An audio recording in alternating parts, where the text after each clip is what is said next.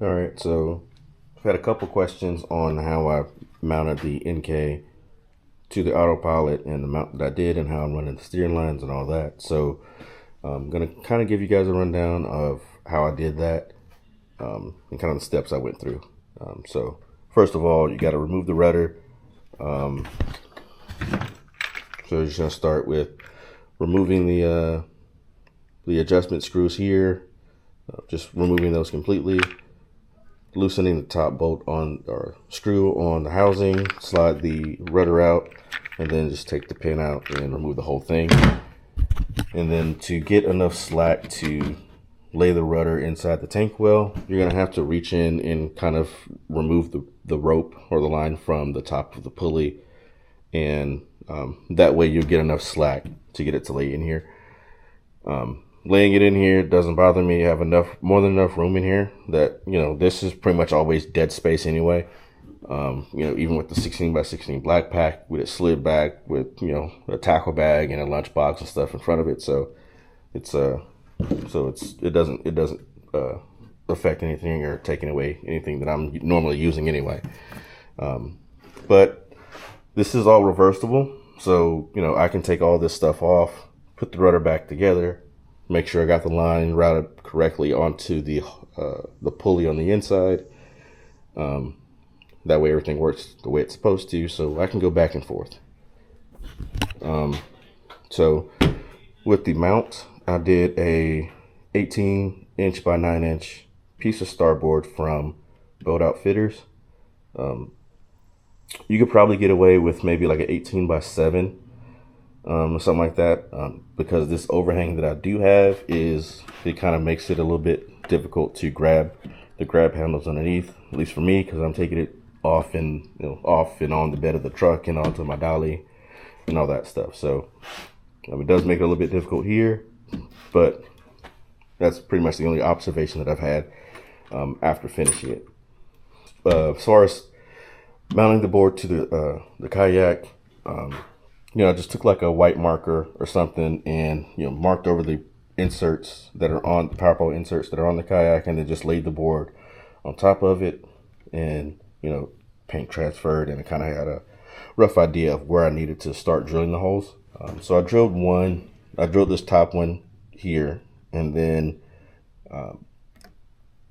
set the board on here, put the screw in, screwed it in, and then from there, I kind of used this as a template, like kind of, on top, and white marker, and kind of just use this as a template for the other screws. I did one screw after another. I did it one at a time. So, I drilled the hole, put the board back on it, put the screw in, make sure it all lined up, and then took it off, drilled the second, third hole, fourth hole, so forth. I did it one by one to make sure everything lined up the way it was supposed to. And on this side of the mount, there's nothing on this side of the kayak to mount it to the board to. So, but I wanted something to at least secure it. So what I did was I took a long bolt. I forgot how long, maybe like 4 inches or so, 3-4 inches maybe, and a rubber grommet. Drilled a hole through the grommet, large washer, nylon locking nut. Because it's not going to be torqued down like super tight, so I needed that locking nut so that it wouldn't like back itself off and get loose. But let's see, I can show. That's pretty much it. It's just the grommet washer and the locking nut just kind of screwed on there. Snugged it up, and it's just extra security for me. So for mounting the bracket to the Starboard, I kind of just, put the bracket on here, centered it, or at least to where I felt like it was center, straight. And then I took some C-clamps, clamped the bracket to the Starboard, and then drilled my pilot holes for the brass inserts. So drilled the pilot holes, and then ordered some quarter 20 brass inserts from Amazon, and soldering iron with the heat set tip, Played around with the temperatures. I think I stuck with like 585 degrees or something like that. But you know, let it heat up. I would put the brass insert onto the tip, let it preheat for a little bit, and then you know, set the inserts into those pilot holes. It's going to be a slow process.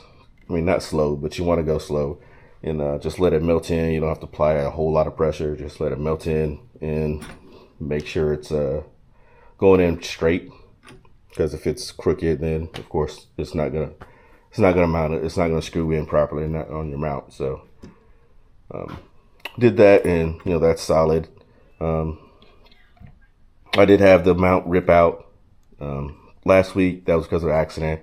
Unloading the kayak, the dolly rolled out from underneath it, and the back of the kayak, the bracket like fell on top of the tote with the whole weight of the kayak. Batteries, black pack, and all. So that ripped out, but I just drilled new holes and heat set some more inserts, and you know, it's been good to go. Now the Spectre line, Spectre cord, and nylon tubing for the steering I got from Innovative Sportsmen, and then the Thru-Hull line guides I got from One Objective.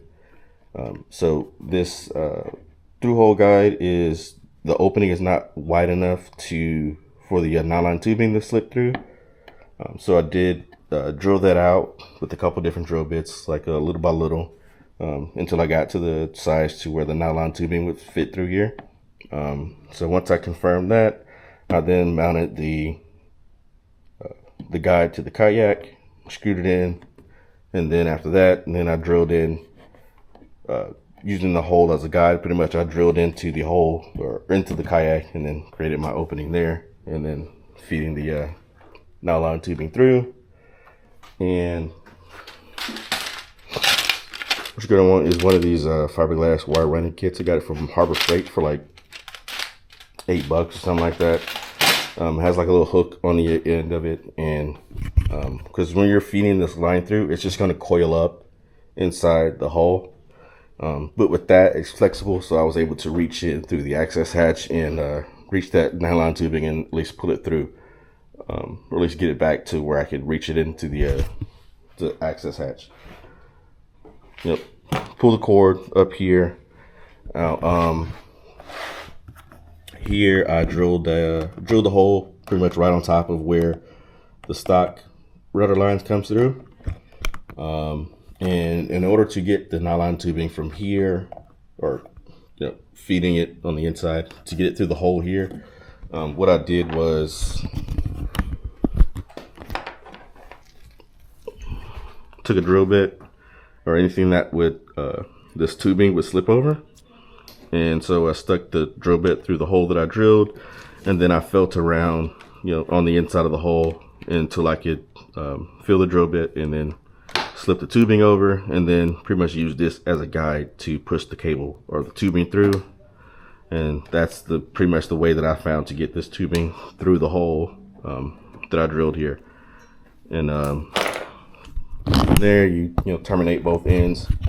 You're gonna want to terminate it at the rear first, heat it up, flare it out from there, and then here you'll be able to pull it tight, safety pin it, cut it, same thing, terminate it, and then feed the Spectre cord through. And then Spectre cord, just did a loop with a knot, and then screwed it into the foot steering brackets for the Autopilot. So I'll be able to use the stock steering of the Autopilot to control the motor in the back. The throttle, I just used the Yak Attack mount, and I mounted it to the sniper pole mount. It works for me. I can still use a sniper pole just fine with the throttle sitting right here, so it works for me. If you don't have a sniper pole, you can probably just mount it here, of course. But that's pretty much what I did to get the NK mounted on here, and of course I can go back and forth. So made the Autopilot work for me, and I can pretty much run it whichever way I want to.